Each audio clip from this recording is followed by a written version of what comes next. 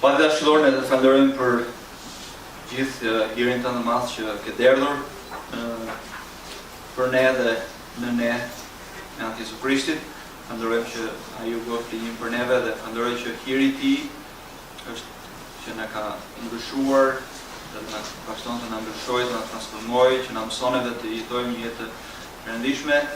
Ne të gjitha Zot që jemi prindër edhe që do të bëhem prindër, kemi vërtet një përgjegjësi shumë të lartë përpara teje, dhe rrisim një brez që do ty, një brez që bindet fjalës që çojmë tutje, stafetën që ti na ke dhënë gjithë secilit prej nesh. O Zot, punon në secilin prej zemrave tona, vazhdo të na mësosh prej fjalës tënde, kërkoje fjalën tënde përmes Kentit, dhe falenderojmë për gjithë ato që kanë ardhur. Dhe mbi gjitha falenderojmë për gjithçka në emrin e Krishtit. Amen.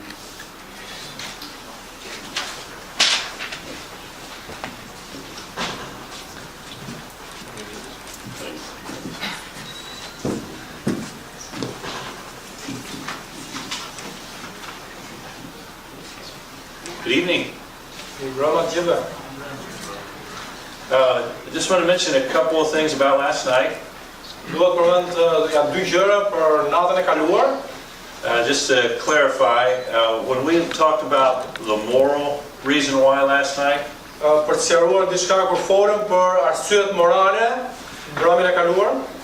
were talking about the moral reason being representing a biblical principle. Këto arsye morale janë pra që përfaqësojnë një prezantim biblik. So I just hope that I just want to make sure that when I say moral, I was meaning of biblical principles. Dua të sigurohem pra kur them pra ana morale, aspekti moral, kjo ka të bëjë me Biblën, ana biblike.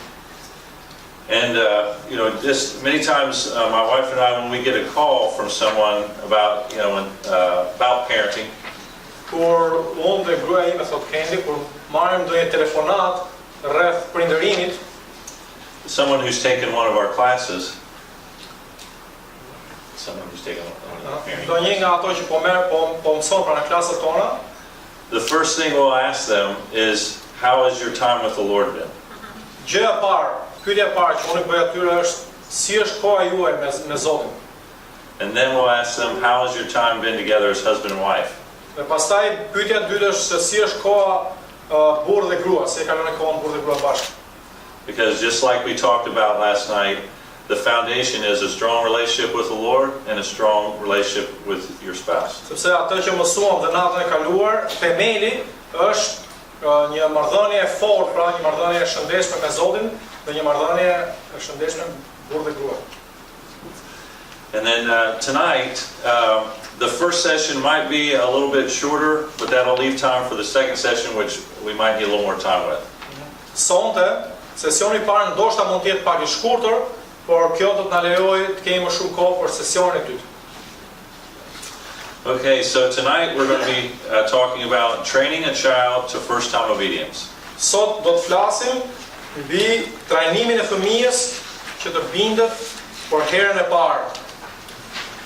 When you came in, we had them print up an extra sheet called Tips for Using the Purple Hand for Obedience Training. Kur keni ardhur brenda, shpresoj që të gjithë keni marrë një fletë tjetër ku shkruhet këshilla për përdorimin e dorës Lela për të mësuar fëmijët të bindën. Keni të gjithë një fletë të veçantë tek?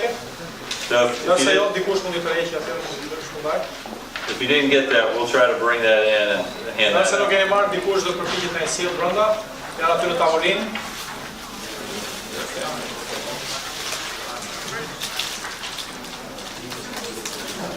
Ata që i kanë, lexon pra këshilla për përdorimin e dorës Lela, për të mësuar fëmijët që binden.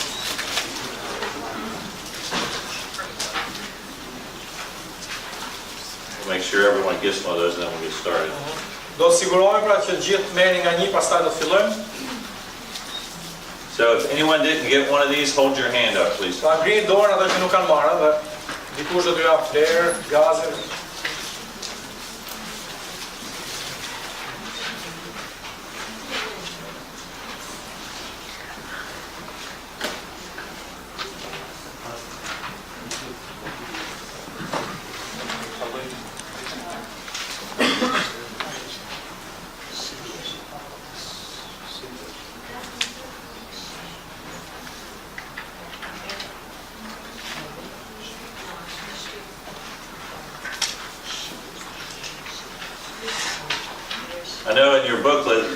hand is just on a white page. E di pra që në atë vend ku keni kapur ky libër I vogël, kjo dora është në një fletë në një sfond të bardhë pra, një fletë të bardhë. But the reason why we call it the purple hand is because ours is purple. Por arsye sepse e quajmë dora lela është se dora e kendit që ka kendin e dorë është lela. So we're not meaning spank your child until your hand is purple. Kjo nuk do të thotë pra që ti godisni fëmijët derisa dora të bëhet lela, dora jote të bëhet lela. So we'll get to this in a little bit. Do të kthehemi te kjo gjë pak më mbrapa, pak më pas. Okay. Well, first I'm going to hit some Bible verses that are very important for parenting. Së pari, do të shikojmë disa vargje nga Bibla që janë shumë të rëndësishme për prindërimin. First one is Ephesians 6:1. E para është nga Efesianët 6:1. And the verse says, "Children, obey your parents in the Lord, for this is right."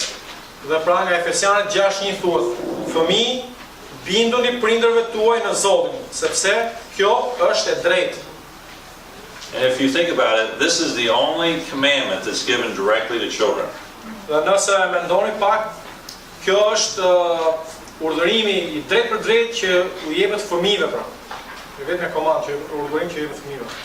All the other commandments are for all of us, but this one is the only that's specifically given directly to children. Të gjithë urdhërimet e tjera në Bibël janë për të gjithë ne, por kjo në mënyrë të veçantë, pra në mënyrë specifike u adresohet fëmijëve. So obviously this is very important for them to learn. Dhe natyrshëm ky varg është shumë I rëndësishëm dhe është mirë që ata ta mësojnë pra.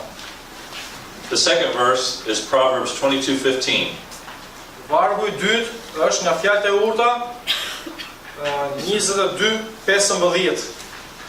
And that says, "Foolishness is bound up in the heart of a child. The rod of discipline will remove it far from it." Pra, nga fjalët e urta 22:15 thuhet: "Marrëzia lidhet me zemrën e fëmijës, por shufra e korrigjimit do ta largojë prej saj."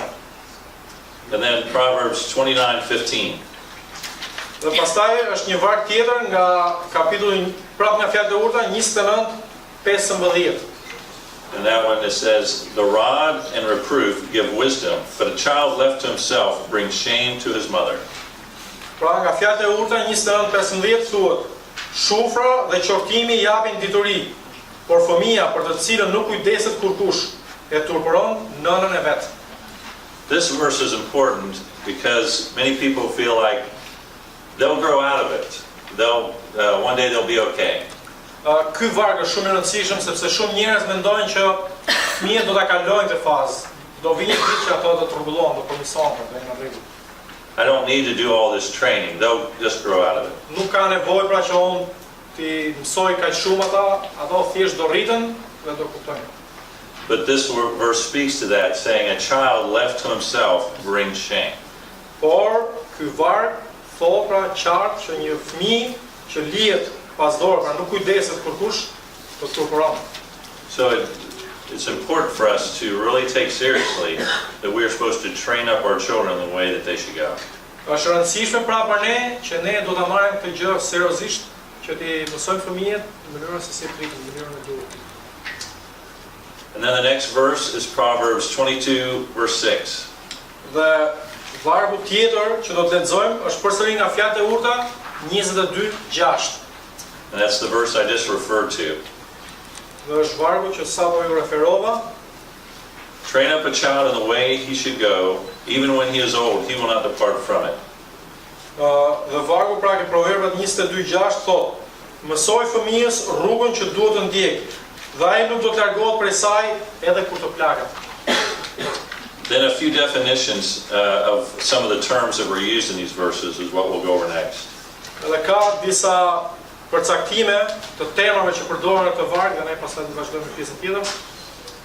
The first word we want to look at is foolishness. Fjala e parë pra që do të trajtojmë është ajo marrëzia. Or the short version of that would be folly. Në anglisht folly shkurt, por në shqip mund të themi edhe budallëku ose marrëzi për diçka.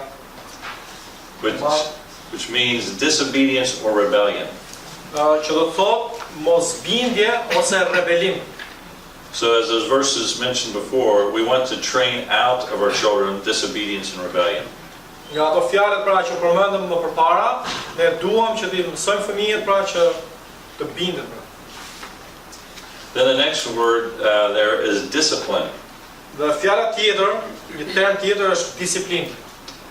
And then if you see there, the word disciple comes from the same word as discipline. Dhe siç dim fjala dishepull, që do të thotë nxënës, në shqip vjen nga fjala pra disiplinë. And the definition is one who is a learner. Dhe mund ta përkufizojmë këtë fjalë si një person I cili është një person që mëson. And then on number 3 there, it talks about biblical discipline. Dhe një term tjetër, pra termi numër 3, mund të themi edhe disiplina biblike. And as I mentioned before, we want to train our children away from foolishness and to wisdom. Siç e përmendëm më parë, duam që t'i mësojmë fëmijët tonë larg nga marrëzia, pra të lënë marrëzinë drejt mençurisë ose pjekurisë, maturisë. And you'll hear many times the phrase, we want to do heart training. Dhe shpeshherë ju keni dëgjuar atë frazën që ne themi të mësojmë zemrën e fëmijës. And what we mean by that is we don't want to just deal with the children's outward behavior. Dhe me këtë ne kuptojmë që thjesht ne nuk merremi thjesht vetëm me sjelljen e jashtme të fëmijës, but we want to deal with why they did that foolish behavior. por ne duhet të merrem me atë arsyen se pse ata bën një sjellje të tillë të marrë. You know, were they being, you think about the fruits of the Spirit. Mendoni pak për frytet e frymës. Were they lacking patience? Kur për shembull ka mungesë durimi, nga mungon durimi, aty mungon durimi. Were they having a heart of bitterness? Ose kur ka një zemër hidhërimit të idhët ose. Or did they have a heart of rebellion? Ose ka një zemër rebeluese. So those are just some examples of, we want to get to the heart issues. Këto janë disa shembuj që na tregojnë që ne duhet të merrem me çështjet më të thella, pra me çështjet e zemrës. So if they hit their brother, Nëse ata godasin vllajën e tyre ose motrën në rast, we don't want to just deal with that they hit their brother. We want to find out why they hit their brother. ne nuk do të merremi thjesht me atë se pse ata goditën vllajën, por me arsyeën se pse. Oh, one time this happened with our 2 sons. Një herë kjo ndodhi ndërmjet 2 djemve tanë. All right, it's happened more than once, but I'm just giving one example here. Ka ndodhur më shumë se një herë, po kjo është për të dhënë një shembull për ta ilustruar. But instead of just dealing with the fact that one hit the other, we got to the heart of the matter, which was jealousy. Në vend që ne të merresh me atë çështjen se pse njëri goditi tjetrin, ne u morëm me çështjen më të thellë, me çështjen e zemrës. Dhe kjo çështje ishte xhelozia, sepse e goditi. My younger son had just beat him at a video game. Më I vogli e kishte mundur më të madhe pra duke lozur në një lojë që lozet në video. And my older son did not like it that his little brother beat him. Dhe më I madhi nuk e pëlqeu që I vogli e mundi gjatë lojës. So that's where the jealousy came from. Pra, për shkak të kësaj erdhi dhe xhelozia. Okay, let's look at some other verses. Le të shikojmë disa vargje të tjera. These would be some, I don't know if these are in your packet, so these will be some verses that will be important for what we're going to be talking about the second part. Nuk e di nëse këto vargje janë në atë pjesën tuaj pra që është përkthyer aty, por këto vargje janë të rëndësishme dhe do të merrem më shumë me këto vargje në pjesën e dytë. Okay. Është mirë të shënonin nëse nuk janë aty në fletë, ato shumë. All right, the first verse we're going to, the section, I'll just be kind of explaining, telling about these verses instead of reading the whole section. Pjesa e parë është në fakt nuk është një varg, por është një pasazh I tërë, dhe në vend që të lexojmë gjithë pasazhin, ne do të themi se çfarë ky pasazh mëson, se çfarë ky pasazh thotë. The first section is Genesis 22, 1 through 18. Pra pasazhi I parë është nga Zanafilla 22 vargu parë deri në vargun 18. This is the story of Abraham, God calling Abraham to sacrifice his son Isaac. Kjo është historia kur Zoti e thirrri Abrahamin dhe I tha që shkonte të sakrifikonte djalin e tij Isakun. And as you read the story, every part, Abraham, when God called Abraham, he said, "Yes, Lord." Dhe nëse lexoni pra këtë histori, këtë pasazh, do të vini re se sa herë që Perëndia e thirrri Abrahamin me emër, ai u përgjigj po, Zot. Ose ja ku jam Zot, nëse është pikërisht. And every part he did without question. Dhe në çdo rast, ai këtë gjë bëri pa bërë pyetje, sepse. And if you think about it, God was asking him to kill his son. Dhe nëse mendoni pak mbi këtë pasazh, pra Perëndia e thirrri Abrahamin që të vriste djalin e tij. But he trusted that if God was going to have him do this, God could even raise his son from the dead. Por ai besoi që nëse Perëndia do ta detyronte të bënte një gjë të tillë, Perëndia do të ishte I aftë që ta ringjallë përsëri djalin e tij. So this is a great story to use with your children to teach them about obedience. Kjo është një histori e madhe për ta përdorur pra me fëmijët tuaj për të mësuar atyre bindjen. The next one that we use sometimes in our teaching with our children is Exodus 3 and 4. Një pasazh tjetër që ne përdorim me fëmijët tanë për të mësuar bindjen është nga Eksodi, kapitulli 3 dhe kapitulli 4. The first part, this is when God was calling Moses to go back to lead the Israelites out of Egypt. Pjesa e parë na flet për thirrjen që Perëndia I bën Mojsiut që ta dërgonte atë për të nxjerrë popullin e Perëndisë nga Egjipti. And Moses was giving every excuse why he shouldn't do this. Dhe Mojsiu po nxirrte të gjitha mundësitë e mundshme, pra justifikimet e mundshme sepse ai nuk duhet shkonte, nuk duhet ta bënte këtë gjë. And if you remember in the story, God finally said he lost the privilege of getting to speak for himself. His brother Aaron had to do all the speaking, and so he never got to speak on his own. Dhe nëse ju kujtohet historia, Mojsiu humbi pra atë mundësinë që të fliste për Perëndimin. Dhe vllai I tij Aroni ishte ai që foli në vend të Mojsiut për Perëndimin.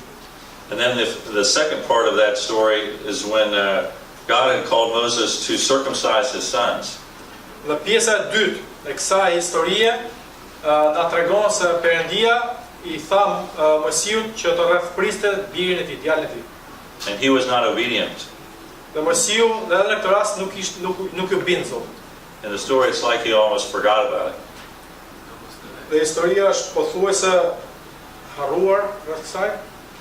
But as you read the story, God took obedience very seriously. He was almost ready to kill Moses. Por nëse lexoni historinë me vëmendje, për shkak të mosbindjes së Mojsiut, Perëndia ishte gati ta vriste Mojsiun, duke e vrarë.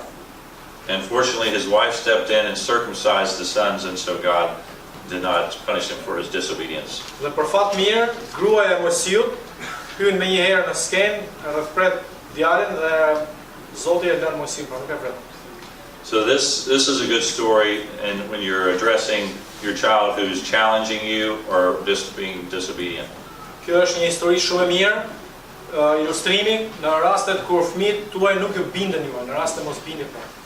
Teaching them how important or how seriously God takes obedience. Duke I mësuar atyre se sa rëndësishme, sa serioz Perëndia e trajton mosbindjen. And then the next story that is very good for teaching is 1 Samuel 3:2 through 10.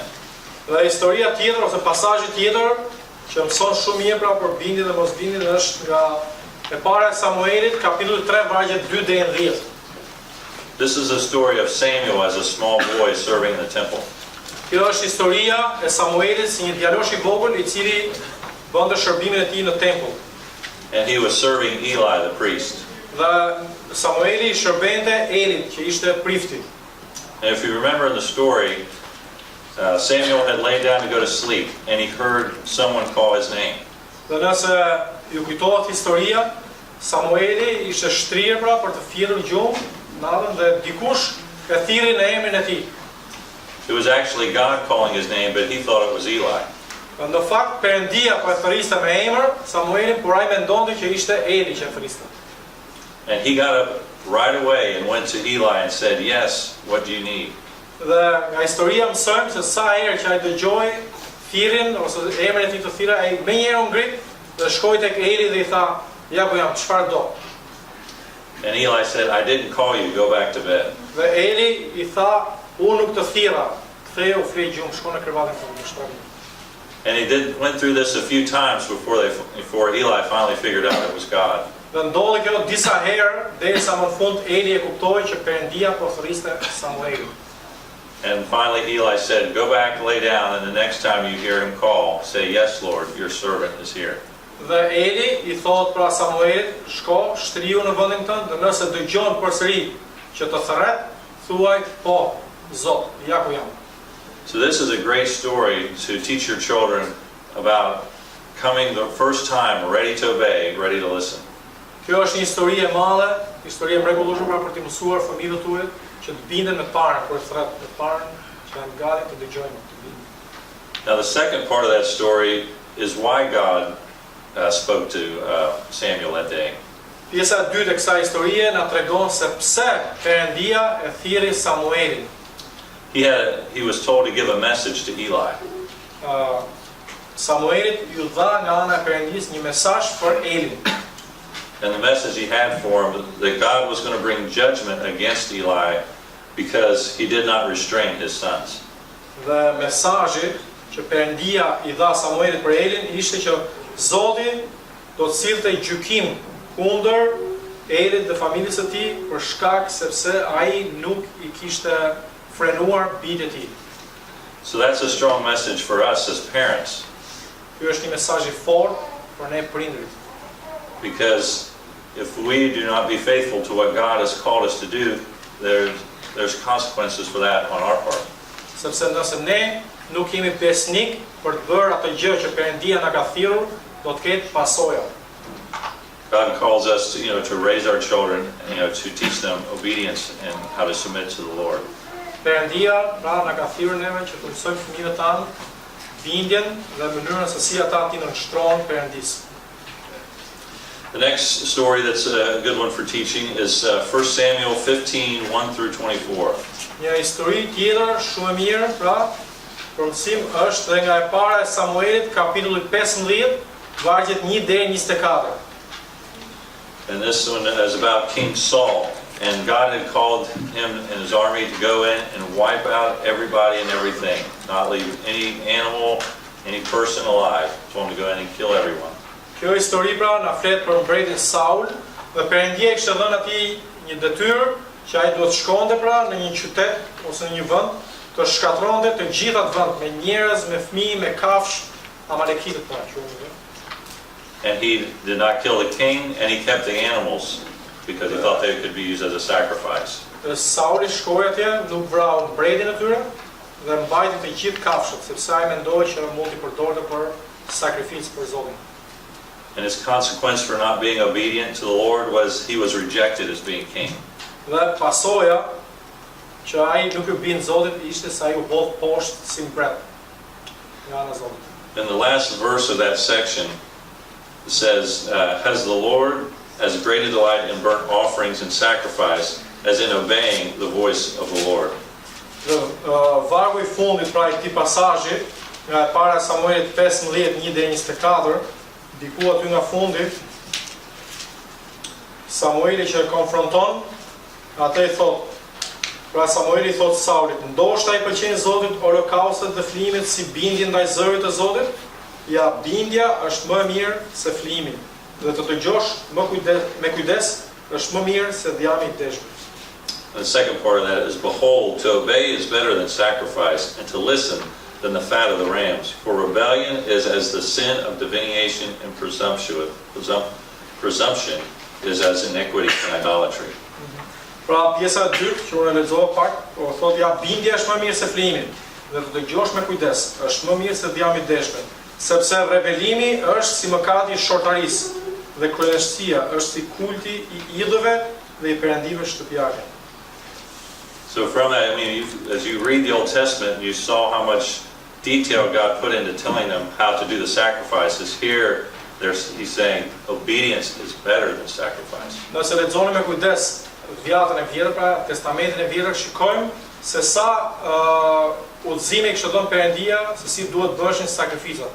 Dhe këtu në këtë varg, ai thot, bindja është më mirë se sa ato sakrifica. So again, we see God puts a high price on teaching obedience. Edhe një herë shikojmë që Perëndia pra vendos një çmim shumë të lartë në mësimin e bindjes. Then the next story, I think this is the last story, is the story of Jonah. Dhe historia tjetër, historia e fundit pra është historia e Jonas. You remember God called Jonah to go speak to spread the gospel or spread the message of God to the Ninevites. Ju kujtohet pra që Perëndia thirrri Jonën dhe i tha që të shkonte të jepte mesazhin e Perëndisë atij qyteti Ninives. And he did not want to go. Dhe ai nuk donte të shkonte në atë qytet. He got on a ship and went the other way. Ai hypi në anije dhe u nis në drejtimin e kundërt. And so God sent a storm. They threw him overboard and sent the great fish to swallow him. Kështu që Perëndia dërgoi një stuhi të madhe në det dhe ato marinarët e hullën nga anija dhe Perëndia dërgoi një peshk të madh që e gëlltiti Jonën. And he was pretty stubborn. It took him 3 days in the belly of the fish before he finally was willing to obey. Dhe ai pothuajse po vdiste nga uria aty brenda në barkun e peshkut dhe mbas 3 ditësh ai u kujtua që duhet bindej. And then he finally obeyed, and the people of Nineveh responded to God's message. Më në fund, Jona u bind dhe ato njerëzit e Ninives ju përgjigjen mesazhit që Zoti kishte për ta. So this is a great story for also teaching, obedience and what happens when we don't obey. God will correct us. Kjo është një histori e madhe për ta mësuar ne bindjen dhe çfarë ndodh kur ne nuk bindemi, pra dhe Perëndia do të na korrigjojë.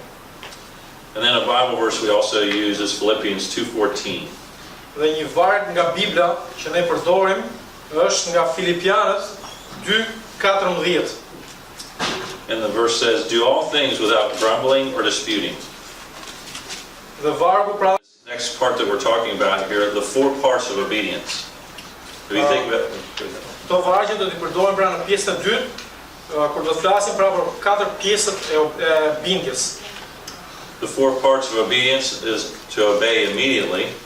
Pra 4 pjesët e bindjes janë të bindesh me një herë, pjesa e parë. To obey completely.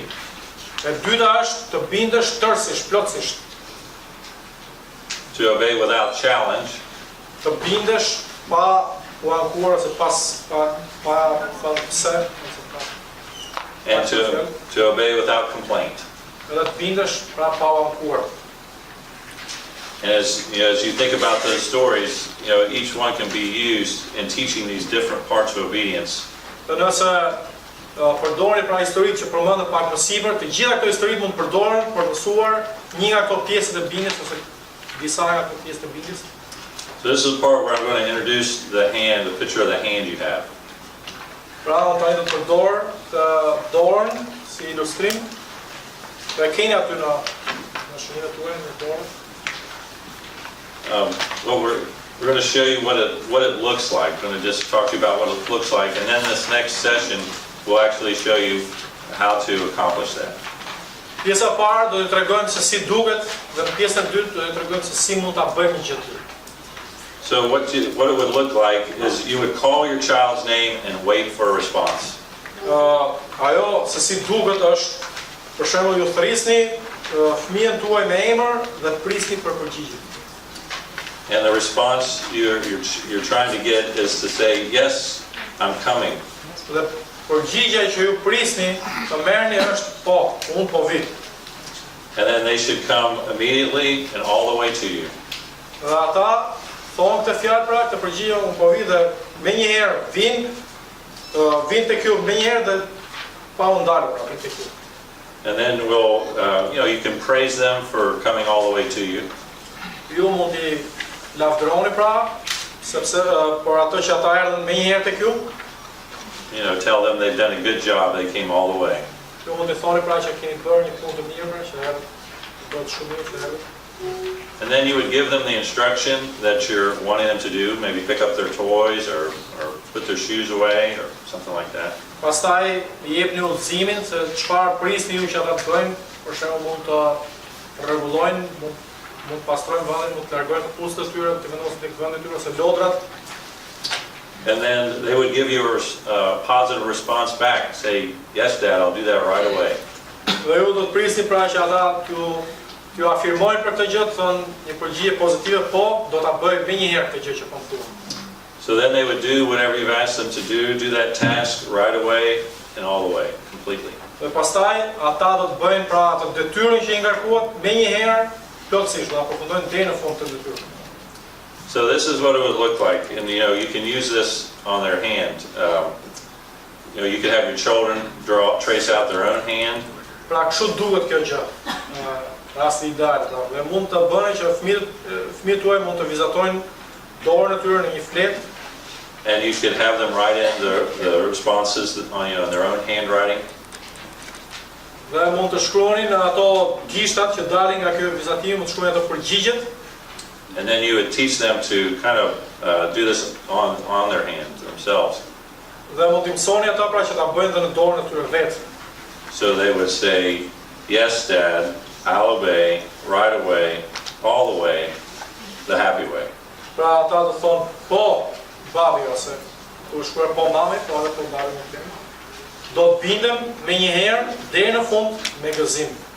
Okay. Pra keni tek ajo fleta. So this is what it'll look like, and this is what we're going to hopefully be able to show you how to accomplish with your children. Kështu pra duket ai rasti më mirë dhe ne do të përpiqemi t'ju tregojmë se si mund të arrini këtë gjë me fëmijët tuaj. And that's what we'll do this next session. So I think maybe this might be a good breaking point. Like I said, it's a little early, but we'll break here and we'll have more time to kind of show you what this looks like. Pra ne kjo është do t'tregojmë se si duket dhe pjesën tjetër se si ta arrijmë, ta realizojmë këtë gjë pra, do ta tregojmë në pjesën e dytë, dhe këtu është një pikë për të ndaluar, për të pasur një kohë pushimi dhe pastaj një kohë pak më gjatë pushimit dhe ne kthehemi në pjesën e dytë.